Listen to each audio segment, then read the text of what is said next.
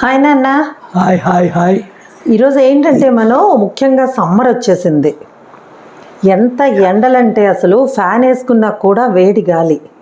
So మరి ఈ వేసవి కాలంలో ఎలాంటి జాగ్రత్తలు తీసుకోవాలి? ముఖ్యంగా చంటి పిల్లలు, పెద్దవాళ్ళు అంటే ఏజ్డ్ పర్సన్స్ 80 అబోవ్ ఉన్న వాళ్ళు కావచ్చు, లేదా పెట్స్ విషయంలో కానీ చాలా కేర్ఫుల్గా ఉండాలి, లేకపోతే వడదెబ్బలు తగిలేస్తాయి. సో దీనికి సంబంధించి ఈరోజు మనం డిస్కస్ చేద్దాం. చెప్పండి నాన్న.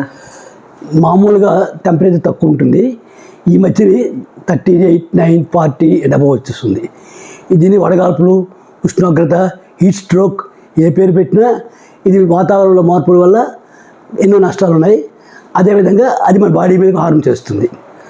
ఉదాహరణకి మనకు బాడీ చెమట పడుతుంది, మెటబాలీ మారిపోతుంది, చిరాకు పడుతుంటాము, మారిపోతుంది. బాడీ ఆర్గన్స్ తేడా వచ్చి హార్ట్, బ్రెయిన్ వల్ల చిరాకులు, కోపాలు కానీ, బీపీ పెరగడం కానీ ఇవి కూడా రావచ్చు.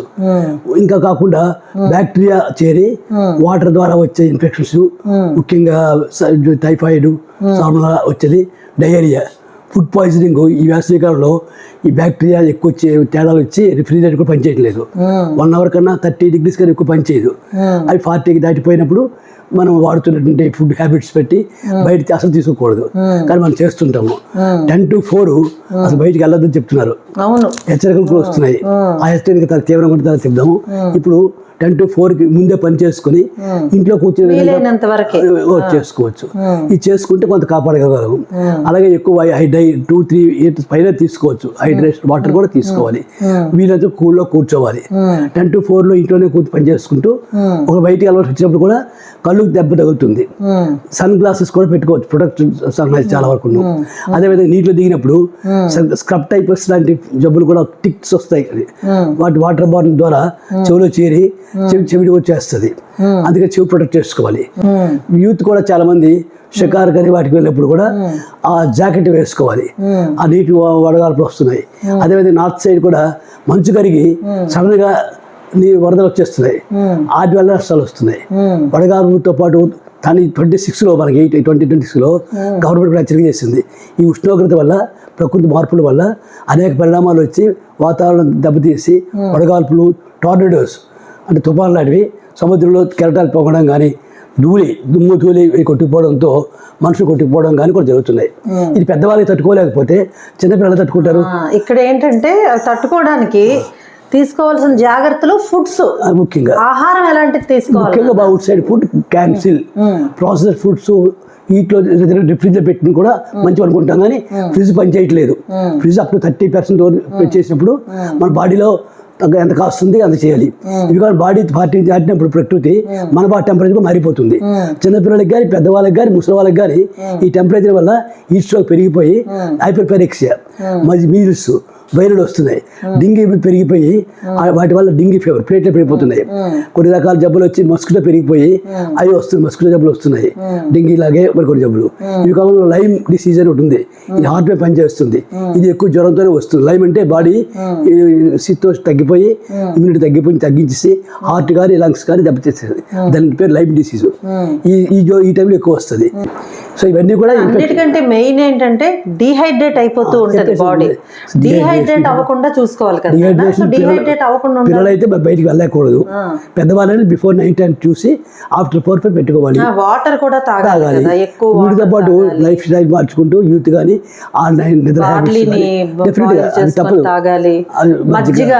మజ్జిగ బాగా తాగాలి. వాటర్ మిలన్ ఎక్కువగా తీసుకోవాలి. ఎందుకంటే వాటర్ కంటెంట్ అందులో ఎక్కువ ఎనర్జీ తగ్గించేస్తుంది. ఈ ఎండ హీటు అసలు ఏంటన్నా ఉదయం నుంచే పెరిగిపోతుంది ఇప్పుడు వేడి. అసలు మనకి డిక్రీజ్ చేస్తుంది, మన ఎనర్జీని డౌన్ చేస్తుంది. పెద్దవాళ్ళకి కాసుకుంటారు. సో వాటికి తగ్గట్టు ఎనర్జీ డ్రింక్స్ కానీ, ఎనర్జీ ఫుడ్స్ కానీ యాడ్ చేసుకోవాలి. ఎనర్జీ శక్తి యాడ్ చేసుకోవాల్సి తెలియక చాలా మందికి ఇబ్బంది పడుతున్నారు. అది ఫుడ్ హ్యాబిట్స్ మెయిన్గా ఉన్నాయి. ఈ డీహైడ్రేషన్ అనేది పెద్ద మనకి మేజర్ సమస్యని మనం చూస్తున్నాము. గవర్నమెంట్ హెచ్చరిక చేసింది 26 ఎక్కువ ఉంటాయి. వీటితో పాటు ఫుడ్ పాయిజన్స్ ఎక్కువ రావడం కారణం ఎలక్ట్రిక్ ఫుడ్స్, పెస్టిసైడ్స్ వల్ల వస్తున్నాయి. ముఖ్యంగా చెట్లు ప్లాంట్స్ వీటి పాయిజన్స్కి అట్రాక్ట్ చేసి తోటమానులు కానీ చెట్లు కానీ పాయిజన్ అయిపోతున్నాయి. కొన్ని చెట్లలో కూడా పాయిజన్ వస్తున్నాయి. మన కూరలు తింటామా, ఆకుకూర మంచి ఉంటాం, వాటిలో కూడా పెస్టిసైడ్స్ ద్వారా విషంగా మారిపోయి అవి కూడా ధనార్థం కలుగుతుంది. అలాగే క్లోస్ట్రిడియా ట్యాగ్ అని ఒకటి బ్యాక్టీరియా ఉంది, అదేం చేస్తుందంటే ఫుడ్ పాయిజన్ చేస్తుంది.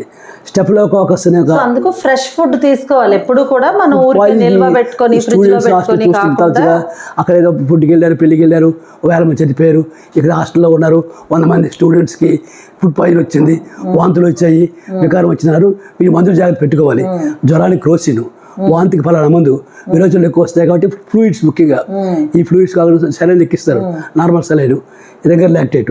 ఈ ఫ్లూయిడ్స్ అడిగించుకొని మెడికల్ కేర్ కూడా ఎక్స్ట్రాగా ఎలక్ట్రోలైట్స్ అవి అంటారు కదా, చెప్పేది అంటే నార్మల్ సెలైన్, ఓఆర్డి, హైడ్రేషన్ అడిగించుకొని కేర్ తీసుకుంటే కొంతవరకు వస్తుంది. ముఖ్యంగా పిల్లలకి మరీ తట్టుకోవడం కష్టం, వాళ్ళు చెప్పుకోలేరు. మీజిల్స్, ర్యాషెస్ వస్తున్నాయి.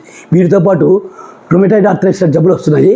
ఫోటో సెన్సిటివ్ జబ్బులు రావడం వల్ల వాటికి కూడా యాక్షన్ PUVA అల్ట్రావైట్ థెరపీ కూడా వచ్చి కొన్ని రకాల జబ్బులు రక్షించుకోవడం కూడా అవకాశం ఉంది. ఇప్పుడు వడదెబ్బ ఎక్కువ తగిలేస్తూ ఉంటది కదా, వడదెబ్బ తగిలినప్పుడు ఇమ్మీడియట్ గా తీసుకోవాల్సిన జాగ్రత్తలు, ఆల్రెడీ తగిలేసింది వాళ్ళకి, అలాంటి వాళ్ళకి తీసుకోవాల్సిన జాగ్రత్తలు తగ్గించడానికి సరిపోయిన ఎక్స్ట్రా మందులు తీసుకుంటూ ఫ్లూయిడ్స్ కూడా ఎక్కిస్తూ, ఎనర్జెటిక్ ఫుడ్స్ కూడా ఎక్కిస్తూ, ఎనర్జీ అంటే నార్మల్ సెలైన్తో పాటు మరికొన్ని ఫ్రూట్స్ ఉన్నాయి, సెలైన్స్ లాగా పవర్ఫుల్ కూడా ఎక్కించుకొని, యాంటీబయాటిక్స్ అవసరం వస్తే అవి కూడా తీసుకొని ఫుడ్ పాయిజన్ రాకుండా చూసుకోవాలి.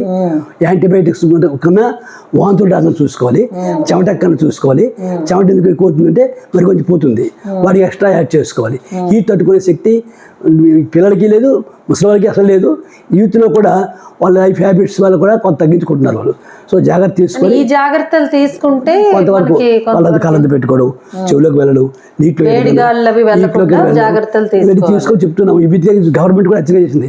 టోర్నడో వస్తుంది, వడగాల్పులు వస్తుంది, దుమ్ముజోలు లేచిపోతున్నాయి, తుఫాన్ వస్తుంది, జాగ్రత్తలు తీసుకోవాలి. ఇంకా మనం బోల్డ్ విషయాలు మాట్లాడుకోవచ్చు. సమ్మర్ ఇంకా 2 నెలలు ఉంది. ఇప్పుడు మనం ఏప్రిల్లో ఉన్నాం, ఇంకా మనకి మే మంత్కి వచ్చేసరికి ముందుంది ముసల పండగలాగా. ఇంకా అసలు ఈ ఎండవేడికి ఉరుములు మెరుపులు కూడా వర్షం వచ్చినప్పుడు ఎక్స్ట్రా వస్తాయి. చెట్లు మీద పడితే ఆ చెట్లు కూడా దెబ్బతవుతుంది. ఆ దగ్గరలో ఉండకూడదు కాబట్టి ఎవరు బయటికి రాకూడదు. వర్షపు ఉరుములు తమిలో ఇంట్లోనే కూర్చోవాలని కూడా చెప్పారు.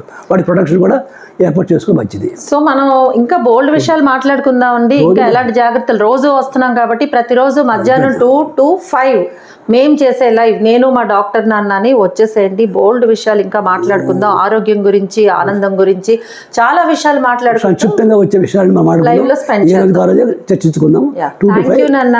నమస్తే అండి అందరికీ. నమస్తే.